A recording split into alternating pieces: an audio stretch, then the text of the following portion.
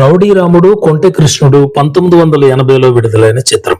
ఎన్టీఆర్ తన రామకృష్ణ సినీ studios banner పై నిర్మించిన ఈ చిత్రానికి కె రాఘవేంద్రరావు దర్శకత్వం వహించగా చక్రవర్తి సంగీతాన్ని అందించారు. ఈ సినిమాలో ఎన్టీఆర్, బాలకృష్ణ సోదరులుగా నటించారు.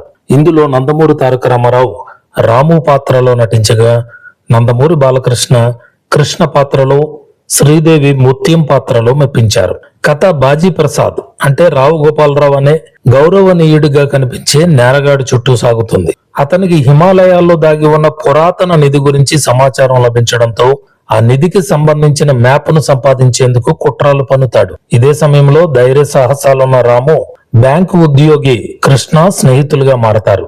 కృష్ణ ప్రేమ వ్యవహారాన్ని, అతని తల్లి బలహీనతను ఉపయోగించుకుని బాజీ ప్రసాద్ మ్యాప్ను దొంగిలించేందుకు ఒత్తిడి తెస్తాడు. ఆ పరిణామాల వల్ల కృష్ణ నేరారోపణలకు గురై జైలుకు వెళ్లాల్సి వస్తుంది.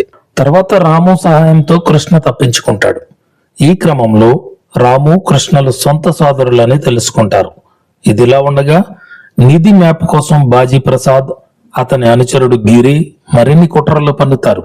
చివరకు మ్యాప్ వారి చేతికి చేరడంతో నిధి కోసం హిమాలయాలకు ప్రయాణం ప్రారంభమవుతుంది. రాము, కృష్ణలు గైడ్ల వేషంలో వారిని రహస్యంగా వెంబడిస్తూ నిధిని కాపాడేందుకు ప్రయత్నిస్తారు.